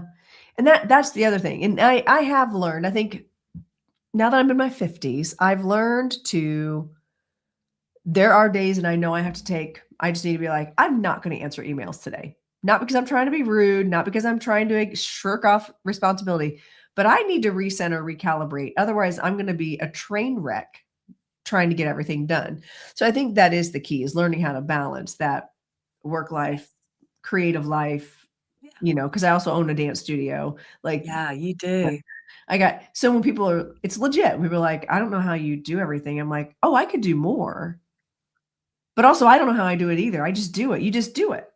You just do it. Yeah. Just do it. And if something comes in, then I'm just like, okay, well, I can't do that right now, but I'm absolutely going to do this. How do I at least put it into the ethers, plug it into a please hold?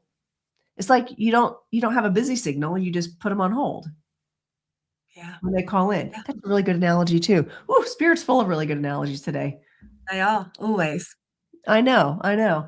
So, as we are kind of wrapping up, no, just kidding. I wanted to go back to your podcast. I do want to, because I started to ask you about this earlier, and then you brought it up, and then I got sidetracked because ADD rules my world. What made you decide that you should start your podcast? Mediumship Matters, by the way, is the name of our podcast, and it is so good. I like that they're reasonable lengths. I can binge listen to them if I need to. I just keep them in my ears and just go one after another. What inspired you, besides the little fairy orb, to do a podcast? Rage. Oh, Furious rage. You know how they say there's no bad emotions? There really aren't. And spirit know how to get stuff done through me. And I get peed off enough. I'll get it done. And so I had been on Facebook watching quite a famous medium in the UK do a live. And I was really trying to do that thing where I'm trying to work out her formula, how she's made herself successful. What has she got that I haven't got? What is she doing? How is she sharing? I do the same thing. Yeah. The same thing. Yeah. So I was watching her, and she said, sharing this live into all your groups builds a bridge to the spirit world, which makes your loved ones able to come through. And I went, no, I didn't hear that. I didn't hear that. I can't possibly have heard that. Nobody could say that with a straight face. That's straight up fraud. Right. And I rewound it out loud. Yeah, I rewound it, and she did say that.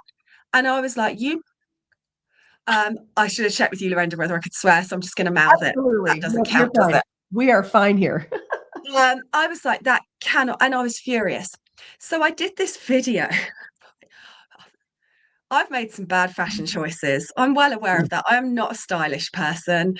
And I was wearing this dark purple lipstick and a stripy t-shirt. And a lot of people saw that video. And if I'd known that they'd seen that video, I would have really tried to be a bit more cool. But anyway, so I did this ranty video where I was just like, that's misinformation. Your loved ones in spirit are always with you. Because all I kept thinking about was, if you're a mum who's lost a child, or a dad who's lost a child, which to me is all loss is horrendous, but that for me is always my bar. What is the worst thing that could possibly happen to me personally? Yes. It's that. Yes. And so I thought, imagine if you've lost your child and you're watching this and you're thinking, my child didn't come through on that live because I didn't share enough. As Exactly. I was just fuming. And I recorded the video and explained how it works and that spirit are omnipresent, they're always there and blah, blah, blah. And then couldn't stop thinking about it. I was waking myself up at night, grinding my teeth, thinking about it. And I said to spirit, you've got to take this away. Like, I'm angry. I'm not supposed to be angry. I'm supposed to be spiritual. I'm And love supposed to be and light. sending love and light. Love and light. And I'm literally pretty close to hexing someone. Like, and and they said, if you don't like it, what are you going to do about it? And it was as clear as a whistle. And you know how it isn't always. That one was literally like a mic drop. And I went, and then I just knew that I wanted to share. And for me, I think all the way through my development, I was the one that asked questions, and teachers would go, and oh God, she's got another question. And I remember really clearly a teacher telling me that the mechanics of mediumship were not important. It was doing the mediumship. And Oh, to not me, I'm a very literal person. I need to know how it works and why it works the way it does so I can do it. I need it to make sense to me. right. And so I've spent my whole journey asking, questioning. And, I was lucky enough that I started in a spirit guide circle. So my connection with spirit guides was good enough because no teacher could deal with my insatiable need to know, but spirit could. So I Love asked and I that. asked and I asked and I asked. And then I just had so much information and I just don't feel like it's mine. I feel Mm, like my job is to share it. yeah. That's it. My job is to get what I know. I don't have any desire to hold on to it. And I Right. think I'm really lucky in that I don't actually really want to demonstrate on my own. I have no desire to be doing a whole night on my own. It's too much pressure. I want to be in a Scooby gang. I love Buffy. I want a gang of people where we can share the workload. That's what I want. Yeah. And so that's all I've ever wanted. But because that's all I've ever wanted, I've given everything I've got to every student, to every podcast listener, in every book I've written. I'm not holding stuff back so that Right. you have to sign up for me. I trust that I will have more information to give because I've given it all away. Right. And so that was the longest answer in the world to your question. Sorry. No, don't apologize. It was good. Less I have to think and talk. Are you kidding me?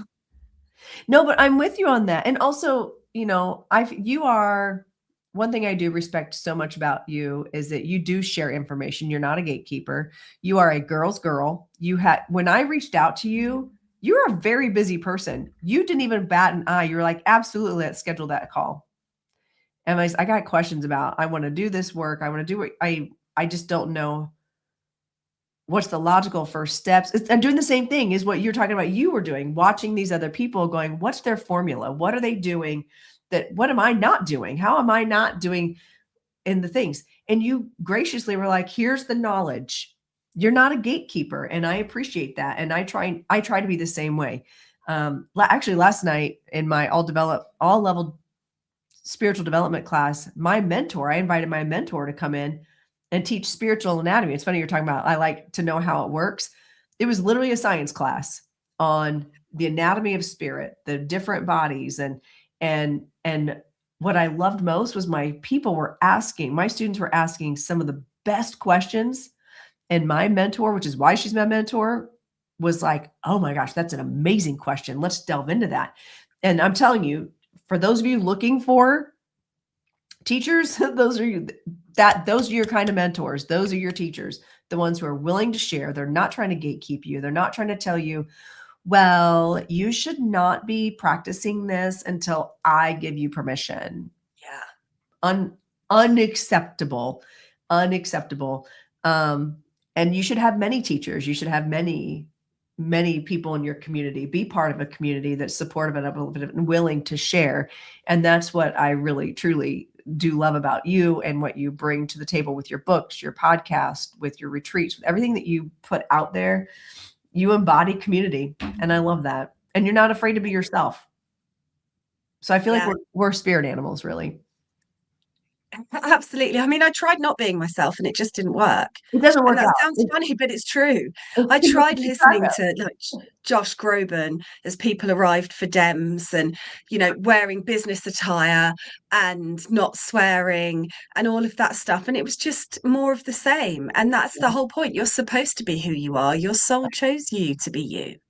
Right. And that's the other thing too, is like, I look at it as like, if spirit has encouraged me to be this way this whole time, why would I try to be somebody completely different in these spaces of where I'm sharing spirit? I feel like I'd be doing them a disservice. They're the ones that guided me down this tunnel. So look, if you don't like it, this is on you. Absolutely. You get what you created. So, well, thank you so much for taking the time to come on and chat with everybody and to share your knowledge and for just doing what you do and creating this amazing community in this spiritual walk that we're on. And I just truly appreciate you. And make sure you guys are all following, make sure, and in the YouTube, I'll make sure to go and put all the links to to all the things. So that way you guys can make sure to follow Hannah and check. Your books are both available on Amazon. Yes. I got both of them on Amazon. And you got Spirit Social and your website. It's hannahmedium.co.uk. There you go. Hannah Medium. Thank you for having me. It's been really lovely to see you and catch up. You too. All right. So everybody, I'm going to say the goodbyes. Hannah, hang out for a minute. You and I'll talk once we do my fancy outro. You ready for this? I'm so bougie now. I'm like so cool. I can't stand myself sometimes. All right. Thank you everybody for joining in. Make sure you guys are following Hannah on all the socials and doing all the things, and make sure you're following me. And I will not see you. This is my last show until 2026. So I will see you all in the new year. Have a Merry Christmas, Happy Hanukkah, Happy Kwanzaa. What are all the things? All the things, and Happy New Year. All right. See you all soon.